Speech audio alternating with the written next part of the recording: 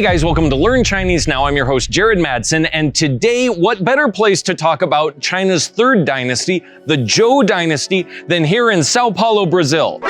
The ideologies that came about during the Zhou Dynasty are three main ones: legalism, Confucianism, and Taoism. Even today, you see these ideas still prominent in Chinese culture. So let's dive in. The Zhou Dynasty was the longest dynasty in China's history. It began in 1046 BC and lasted all the way to 256 BC. The first 200 years were the good times of the Zhou Dynasty. People came together. But then, for the last 600 years, there was a lot of contention. There were different tribes that would try and fight, and there were different ideologies and thoughts that happened. That time period was called the Chunqiu Shiqi, right? So Chun means spring, Qiu means fall, autumn, and Shiqi means time. So that was the fall, autumn time. Right around the Chunqiu period, so a couple hundred years into the Zhou Dynasty, there began the idea of Baijia Zhengming. Bai means 100, Jia means school, like a school of thought, Zheng means to fight, and Ming means to say out loud. So basically there were lots of different schools of thought that were competing with each other, but three main schools of thought reigned supreme. This was legalism, Confucianism, and Taoism. The first ideology that we'll talk about is legalism. It's called Fajia in Chinese. Fa just means law, and Jia is like family, or basically a school of thought. So Han Feizi was kind of the first one to come up with the ideas of legalism, but a lot of people contributed. Well, to really break it down, it's kind of the idea that people are born bad. They're born evil, and you need laws and strict punishment to keep them in place. So it's kind of like, I don't know, tyranny or dictatorships or things like that. This is this whole school of thought, and various tribes throughout the Zhou Dynasty would implement this. And they said, this is the best way to run things. The next ideology that came about during the Zhou Dynasty is Confucianism. In Chinese, that's called Rujia. That was Confucius who came up with these ideas. In Chinese, they call him Kongzi. Now, Kong is his last name, and Zi it means child, but it also is kind of like, if you add Z to the end of your name, that's like you're the sage of something, right? Like you are the top. So Kongzi, right? When you hear that, you know, okay, this guy came up with this huge thing. To really break Confucianism down to something very simple, it's hard to do, but there's a few different ideas. One is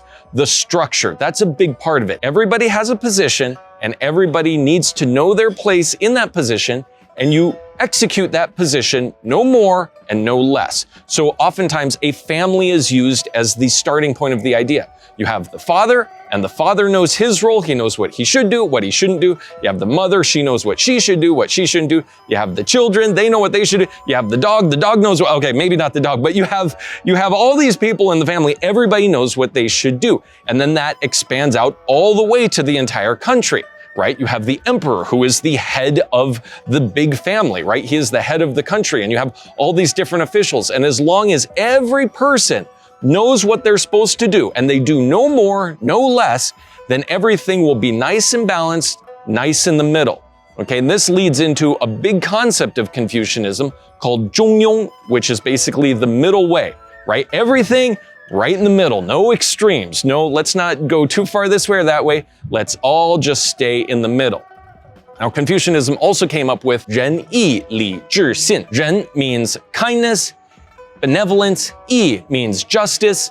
礼 is like rituals or rites. 智 is wisdom, and 信 is faith. Now, they came up with a bunch of other stuff as well. Let me know in the comments below if you would like a more comprehensive video on Confucianism. While you're down there, don't forget to like and subscribe. The third ideology that the Zhou Dynasty came up with, which is totally different than these two are already, Confucianism and legalism, are already quite different.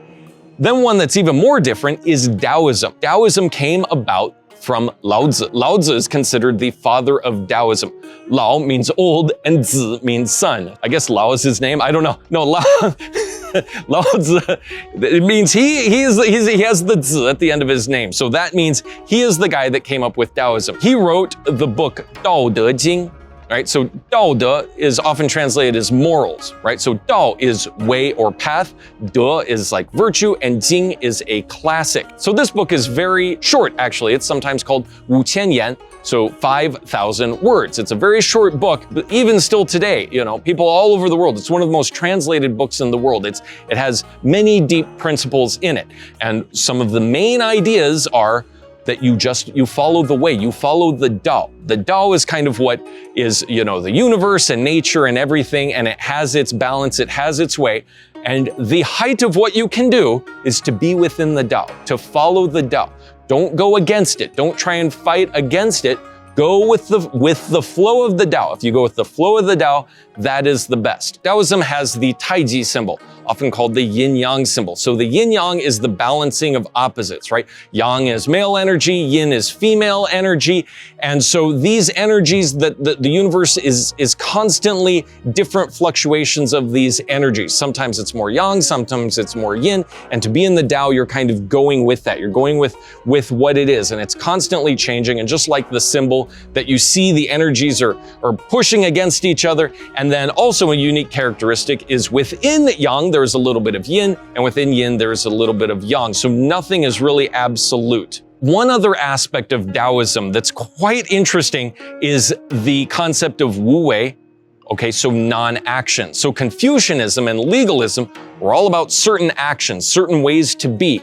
Whereas Taoism goes to the other side and says, no, it's about non-action. So these are the three main ideologies that came from the Zhou Dynasty. They still permeate Chinese culture today. In my opinion, that's one of the biggest things that the Zhou Dynasty brought in its 800 years. How did the Zhou Dynasty end? Well, if we remember, after the 200 years, the Chunqiu Shiqi, that started, the spring-autumn state, and then there was all this battling going on that then really entered into the 战国时代. 战 means battle, 国 means country, and 时代 means time period. During 战国, it was 7 states trying to conquer, trying to take over China, and the one that reigned supreme was the Qin, and they used legalism. Right? They were for real. They were serious. They had their laws and their strict punishment, and they were the ones who then ultimately took over and became the next dynasty, the 4th dynasty of China, which we will talk about later. Please leave any comments below. Don't forget to like and subscribe. I'll see you next week. 再见.